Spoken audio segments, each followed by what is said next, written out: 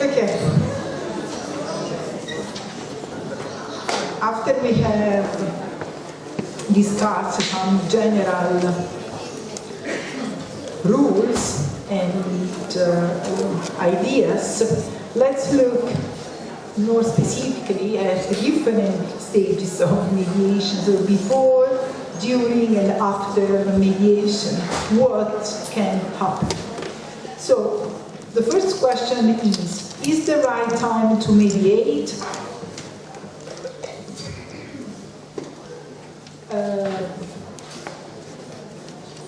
Not all disputes, not all family disputes, not all partners are ready for mediation.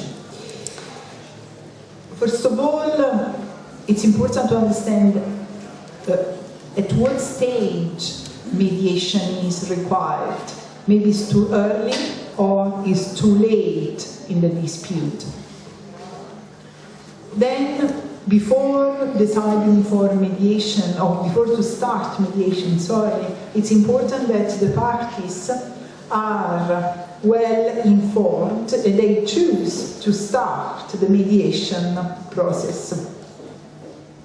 In order to do that, the important role of the mediator is the so-called screening procedure. So the mediator will meet the parties in different rooms, in different times, to understand whether they are ready for mediation. Ready for mediation means that they are aware of what will happen in mediation. But also the screening procedure is important in order to understand whether there are abuses, violence between the partners. And if there are children involved, the screening procedure is the place in which the mediator can start to understand whether children have been victims of violence. If the screening, and also the screening procedure is something which a mediator does at the beginning of the mediation, but the check on the domestic violence is present in all the phases and different hearings and meetings of mediation. Abuses, considering all types of abuses, physical, emotional, and verbal abuses. Why the screening procedure is important? Because mediation, there are cases in which mediation is not suitable, mediation is not a panacea. Therefore, if there are strong power imbalances which can be based on age, maybe in the couple, the one partner is very young and the other partner is old. Money, one partner is more rich than the other one. Power imbalances can be based on the different self-confidence the partners have, but also on the link, on the tie with the child or the children. Being the biological parent can create strong power imbalance. Mediation is not suitable when there are cases of domestic violence. In my view, is not the right environment for the resolution of dispute.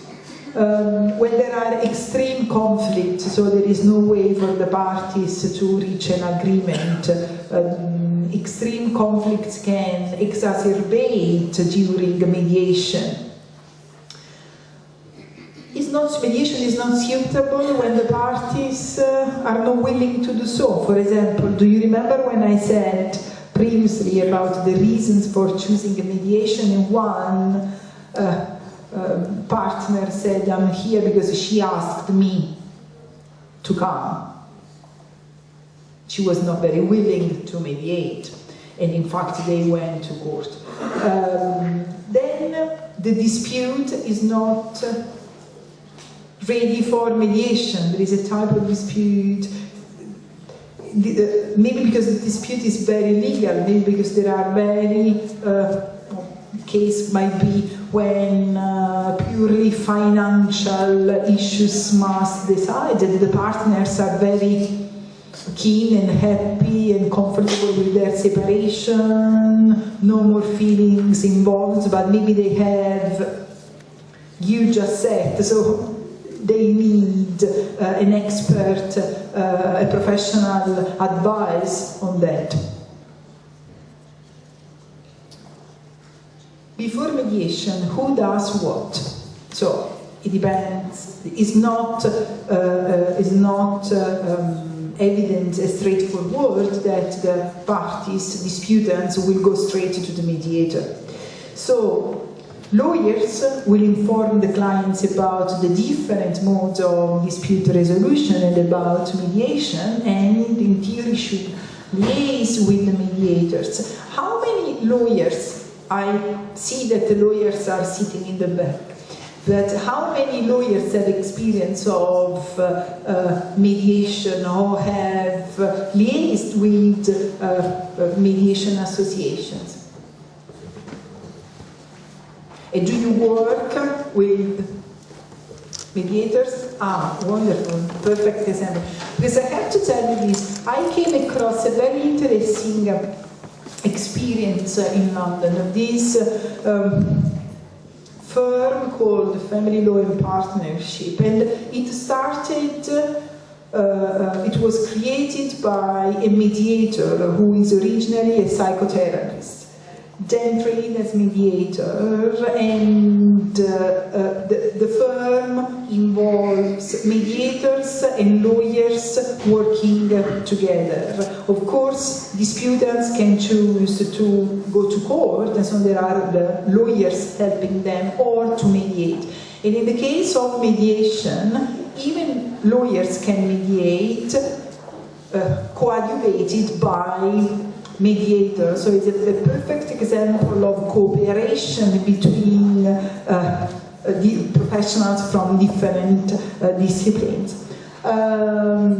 Judges inform parties about the mediators, mediation, and other available mechanisms. Of course, this is linked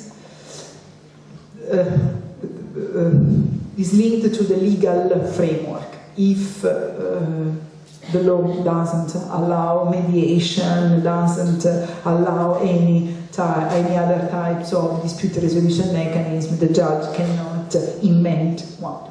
Mediators, so as I said, the screening test before the mediation inform disputants about the number of meetings, about what will happen in the mediation, also the positive and negative aspects of the mediation. Also, mediators should inform about the different techniques, so if co-mediation is a possibility, if separate meetings or conferences are possibilities. Also, this is a quite difficult task, so to try to understand if disputants are ready for mediation.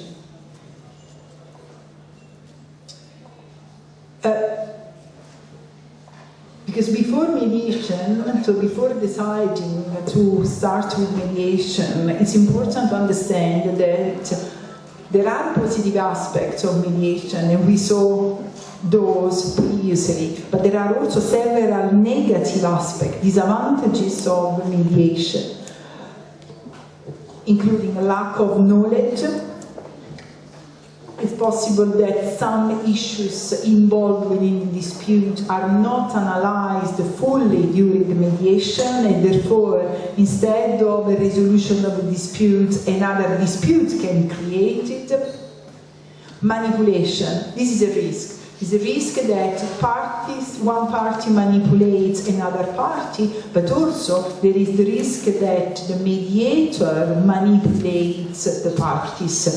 Mediators are human beings, lawyers are human beings, therefore they can have a personal agenda motivated by several reasons, and therefore instead of listening to parties, the mediator is driven by his or her personal agenda, and therefore leads the party, manipulates the parties in order to do what he or she decided.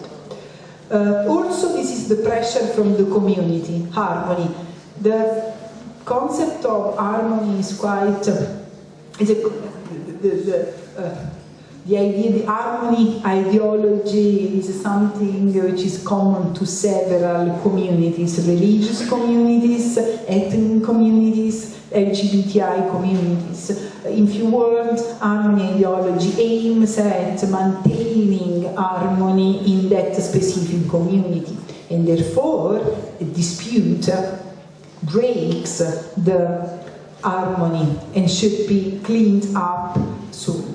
What is the risk of the harmony ideology? So the pressure for the community. Harmony within the community, but also harmony, the harmony the external community perceives to exist in that given community. So the risk is that the parties are not listened to and they are encouraged to do what is best for the community but is not good for them. And also the risk that for same-sex couples the mediation can be a new closet, un nuovo armadio, un nuovo modo di nascondersi. In particular because mediation is private, so protect same-sex couples from homophobia, from attacks, from homophobia, transphobia, and so on. But in this way, this protection can then limit the recognition of LGBTI community to the external.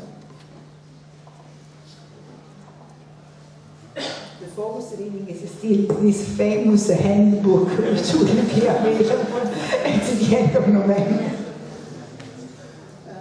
But generally, because I found that almost all theories critique to family mediation in general apply to same-sex couples, and therefore for me the key reading is this amazing book by Professor Mary Roberts on mediation in family dispute. This is 2008, but there's, I know, a new 2014 version, very updated, will be published.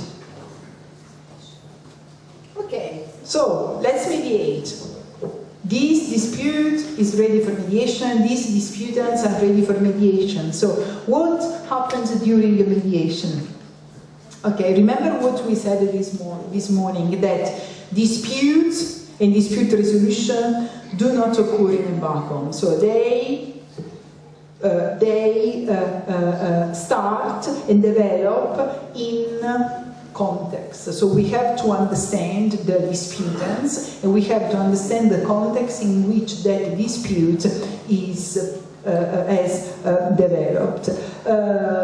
So we don't have to underestimate the influence from those personal factors we analyzed this morning, and also the social factors toward dispute. So the aim of the mediation is, as Gulliver pointed out, is mediation serves a negotiation process. The role of the mediator is understandable only within an understanding of that process. So we need to remember, as I said previously, that mediation is a negotiation with a third party.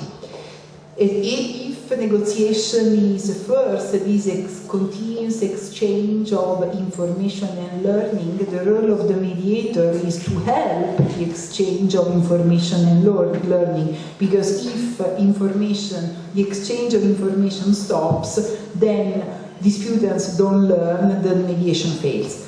But also this information, this exchange of information and learning goes through the several stages of the negotiation process as analyzed by Gulliver, and therefore the mediator, depending on the different stages, will help the parties accordingly. The arena is easy because maybe it's the room where the mediator works, but coming to the moment in which the parties have to prioritize their requests, or the moment in which the parties have summarized the agreement, there the role of the mediator is to help the party to communicate, to be sure that the parties have understood each other. So it's important to rephrase, it's important to find a common ground. So it's beautiful, this quotation from Fuller, that the central quality of the mediation is its capacity to reorient the parties towards each other. It's beautiful, and it's what should happen in reality. Mediation is successful when it starts with respect, and the parties respect each other, and the mediator respects the parties, and the parties respect the mediator.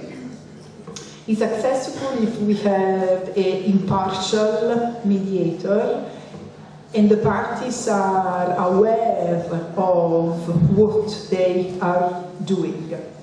And again, it must be a voluntary process. Then confidentiality is important, that the parties and what is decided in mediation is kept confidential.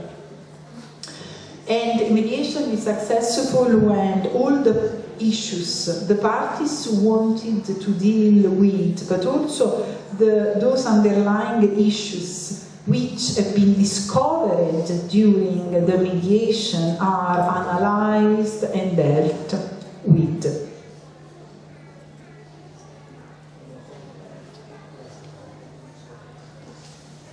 A mediation is successful if the parties come to an agreement, settle, but the agreement mirrors the ideas and wishes of both parties, and if there are children involved, mirrors and includes what children wish. It's important, however, that these wishes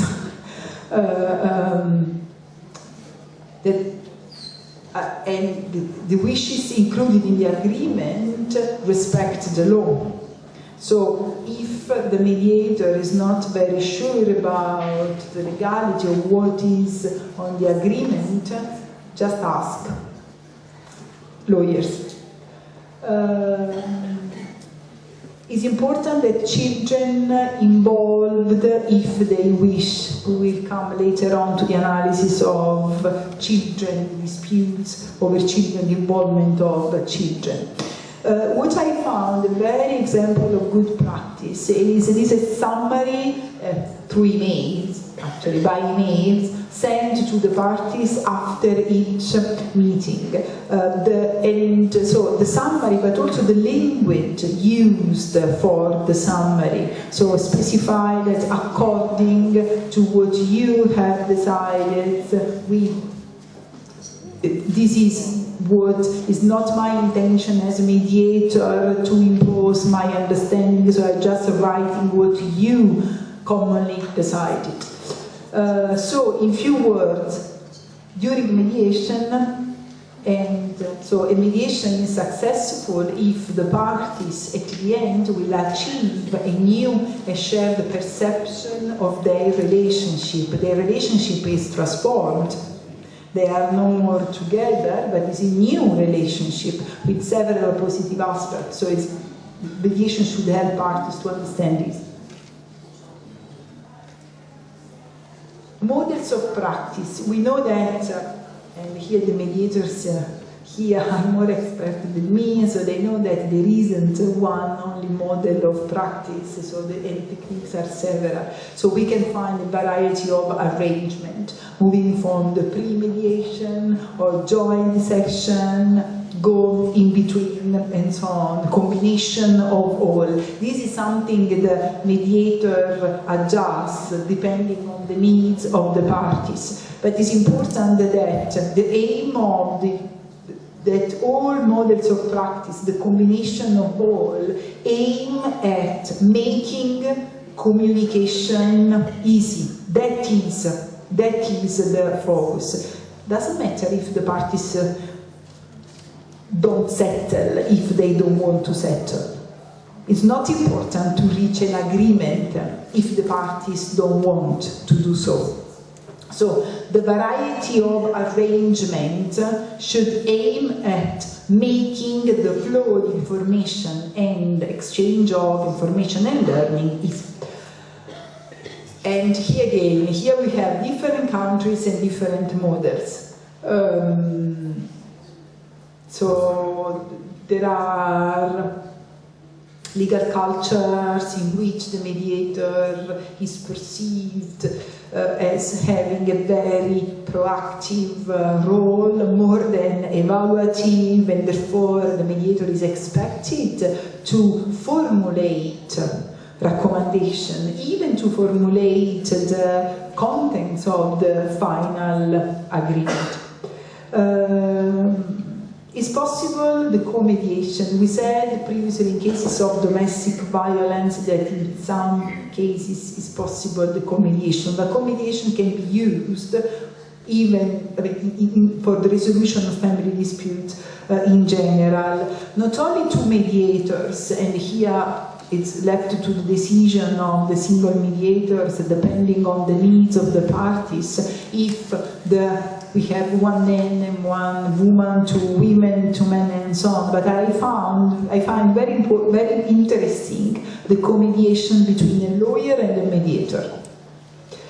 I interviewed a lawyer and a mediator who used to work together, and the results they can have are fantastic because they really support each other. So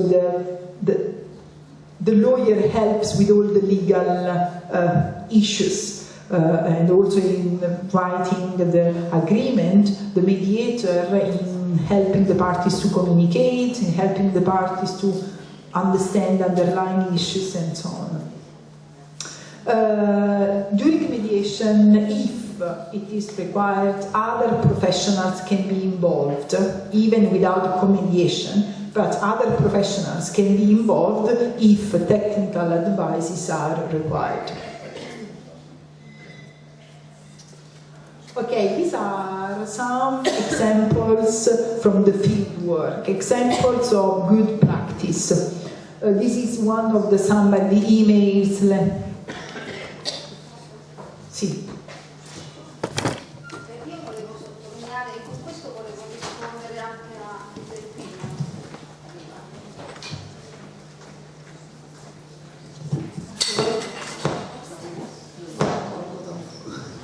Volevo sottolineare una cosa e così mi sembra anche di rispondere a Giuseppina, che ha dato uno stimolo secondo me fondamentale quando ha detto chi sono le persone a cui affidiamo la nostra vita, il nostro vissuto, no?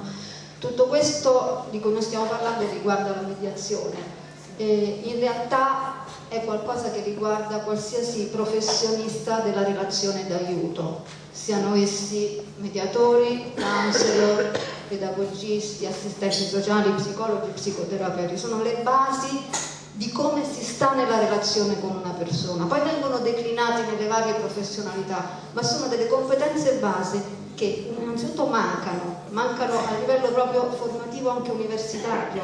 Si studiano magari tante cose, ma non si fa pratica di quello che è. Bene, ho davanti una persona in carne e ossa, da dove comincio? Questo è uno specifico, quindi che poi si declina nelle varie, però mancano gli strumenti di ascolto base della persona, quindi poi la costruzione del setting, le regole del setting, la riservatezza, la non manipolazione, eccetera, eccetera. Cosa si chiede poi a una persona che accoglie il vissuto di una persona LGBT? E sottolineo che il vissuto della persona è la cosa più delicata che abbiamo tra le mani. Si richiede non solo le competenze base e nemmeno una conoscenza dell'associazione o del tipo di vita nello specifico di quella persona, quanto il lavoro ineludibile sui propri stereotipi e sui propri pregiudizi. Perché è vero che l'omofobia interiorizzata è tipica della persona omosessuale, ma è molto più radicata in chi per cultura, educazione, anche a livello inconsapevole ha bevuto e mangiato ed è cresciuto in una determinata maniera. E vi do un piccolo esempio che a me ha sconvolto, però è reale, questa è proprio vita vissuta. Parlavo con un counselor, io sono pedagogista e counselor, e mi diceva: in fondo io non ho problemi con le persone omosessuali, perché in fondo che male hanno fatto?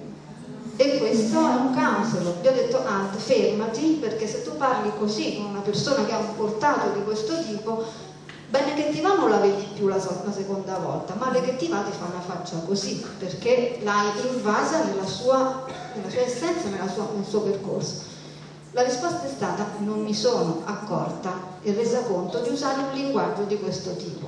E non era cattiva volontà, era essere imbevuti di una cultura che mi ha portato a questo. Quindi bene che si parli della mediazione, ma la base è quella di una relazione d'aiuto che proprio manca come nozioni base, che poi permettono di accogliere il vissuto di persone che hanno uno specifico, perché è inutile dire che non abbiano uno specifico, come l'hanno tante categorie di diversità che vanno conosciute per essere approcciate in modo ecco perché quando nelle regole generali, nelle raccomandazioni, la prima cosa era fare i conti con i propri pregiudizi e la propria sessualità, è importantissimo. Questo è il prossimo step per educare tutti. Questo, coming back to the example of good practice, I found very interesting the language used.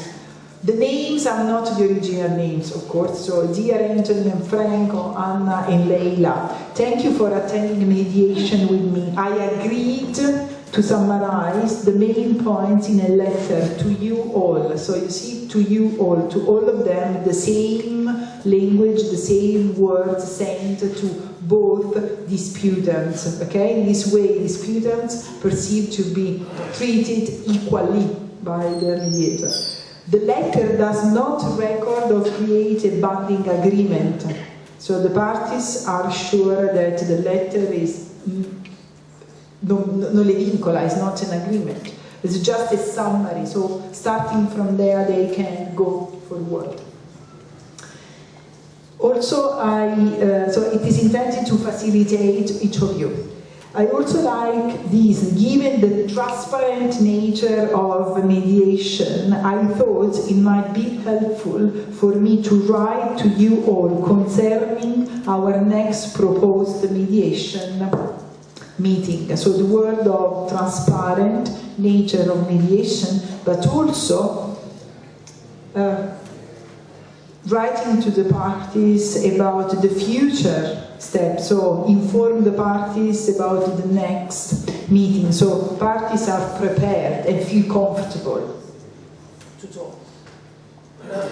Again, it's my intention as mediator to create a respectful, child-centric arena where parents and those involved in relation to particular young person can discuss matters in the hope of reaching decisions about arrangement and behaviors which promote the well-being of the children, so focus on the child.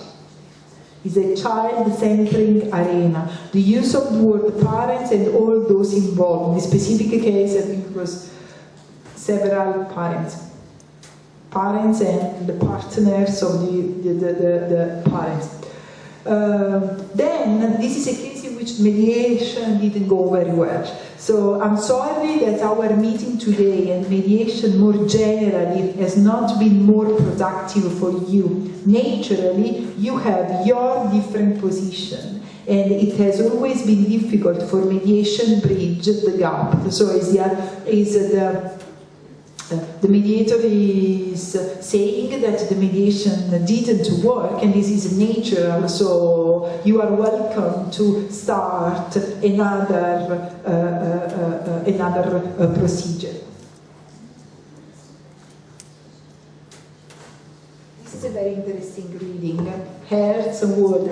Frederick Hertz is an important lawyer and mediator from California, and he's the only one who has written something about, the sort of vademecum rules for mediators who have to deal with same-sex couples. If you on Google look for his name, you will find his website and his readings available. Otherwise, email me.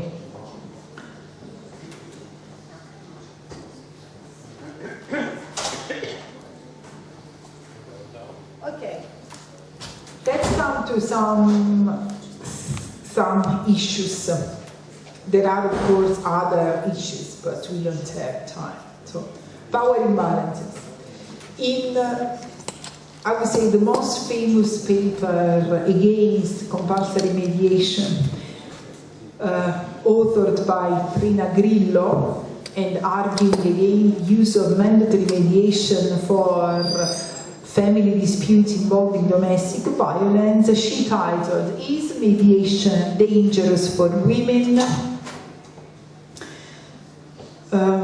So I have paraphrased her title. Is mediation dangerous for same-sex partners? This morning we said something about feminist critique and abuses during mediation against women, so abuses based on gender. What happens in same-sex partners? For same-sex partners, we don't have issues with gender or different gender, but there are of course sources of power imbalances, and mediation can be dangerous. Sources of power imbalances, as I said before, age, financial situation, biological tie with the children. So the problem is how to manage power imbalances, or is the case for the mediator to manage power imbalances? Personally, I agree with a mediator who tries to, in order to facilitate the communication between the parties, start to manage and help the management of power imbalances. And of course the mediator has different techniques. Not only can talk with the parties separately, or maybe can help in the discussion, giving the word to one party more than another one, but also in the language, paraphrases, and making more important what the party who has difficulties in talking can do. Another issue is stereotypes. Stereotypes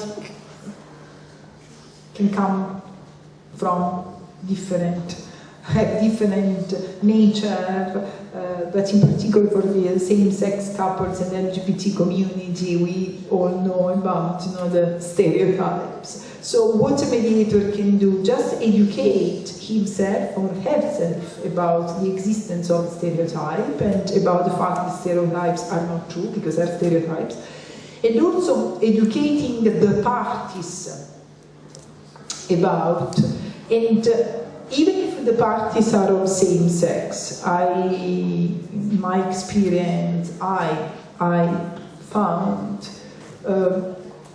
the gay people or lesbian people who follow some stereotypes or think in terms of stereotypes regarding gay men, even though they're gay. So educating the parties. And also, in managing the stereotypes, it's important to think that differences are sources. So the mediator should be able to highlight differences, but also highlight the beauty of differences and make the parties work with differences. Domestic violence. As I said, the literature is quite scarce. Several can be the causes of domestic violence.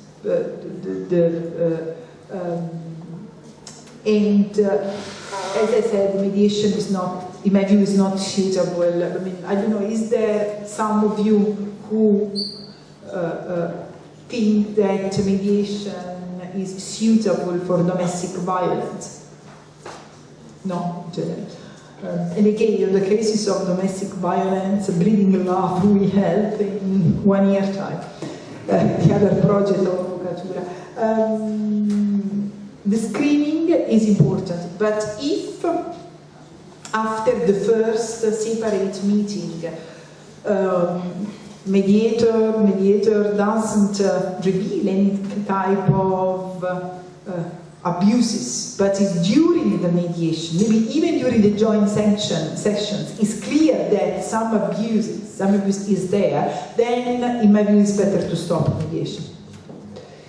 And therefore,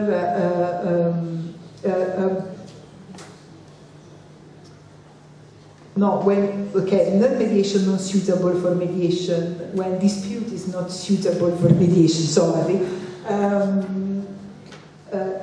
And also, it's important that mediators are trained. This is a huge issue in several jurisdictions, that there aren't rules regarding the professionality of mediators. So even though there are guidelines in several countries, but still everyone can open a mediation center.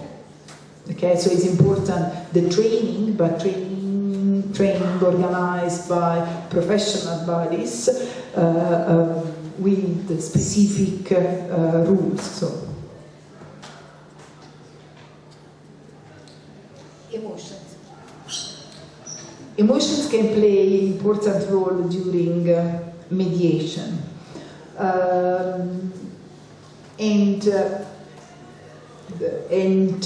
I guess same-sex disputes, same-sex separation disputes over children bring very emotional burden. But emotions represent an added value, so parties can learn from emotions, can understand their emotions, put them in surface, extern them, talk about the emotions they feel, and then start working with the other party in order to make emotions to be positive for the final agreement. So mediator will help parties to become confident and use emotions. Language. Okay, language. As I said, let's start mediation. Okay, we have same-sex couple. How do we acknowledge the partners or the parents, same-sex parents? If you are not sure, but lawyers, judges, and mediators, just ask the parties. Language should be not too legal, not too technical, so not too legal, not too psychological, not too sociological, not too anthropological, not too technical, not too general, and not too specific. Should be a language the parties should understand, and a language helping them to talk, to express themselves. Therefore, if you are not sure whether the parties understand you, just tell them, shall I repeat, or repeat by yourself, rephrase by yourself. Don't eat your words, don't put the mouth here. I'm saying that, I know that what I'm saying about the hand on the mouth can be stupid. No, it's not stupid, because I interviewed a mediator a few weeks ago, and the mediator just spent 1 hour and a half talking like that with the mouth. I can't say his or her, but the mouth, the hand on the mouth, like that. And in the specific case, and this mediator mediated 4 or 5 cases of same-sex dispute, the mediator started, well, I want to tell you this, that for me, same-sex couples are the same. They are equal. But we ended the interview when the mediator said, well, we must be aware that they are different. So the language, body language is important. Understanding the new legal framework, as I said before, is important, that even the mediator is aware not of all legal differences between the legal status, but is aware that there are different legal recognition of same-sex unions and same-sex parenting. So at least the mediator should be able to tell the parties, listen, okay, you know that if you are moving from Italy to UK, or if you are moving from UK to Italy, your situation will change. So if, I mean, there is the need maybe for legal advice, so let's ask help. Also, why is it important that we are aware about the new legal framework? Because there is a huge problem of enforceability of mediated agreement. What is the legal value of a mediated agreement? Is different. In England, has legal value. In Italy, doesn't. And so, if you are not sure, just ask a lawyer. Okay, after mediation, putting the agreement into effect. How to reach an agreement? In negotiation, reaching an agreement in the Gulliver model is, I mean, the last, final, important stage of the negotiation process. How an agreement is reached. First of all, the parties should be able to prioritize the issues. So which are, of course, when a mediation starts, there are a lot of things to talk about on the table, right? But then, more during the different meetings, of course, the most important issues are understood. So prioritize the issues. Which are the most important issues we want to deal with? If parties need help, so the mediator should understand what is the common and most important issue. I would say that several of the mediators and lawyers I have interviewed have referred me that when children are involved, starting talking about children, but generally about, children go to school, that is important. And then from this is the first issue. So how shall we do with our visiting and contact with the children? So starting from there. And then, so prioritizing issues starts from finding a common ground. And then the role is summarize. Okay, for you, these are the most important issues. For you are these, so I can see from what you say that you share the same 2 or 3 most important issues. So let's work with these first, and then we will look at the others as well. And as I said before, check that what the parties plan to include in agreement is made according to law. If there is the need of legal advice, of course, ask. And it's important if parties, but even if disputants don't want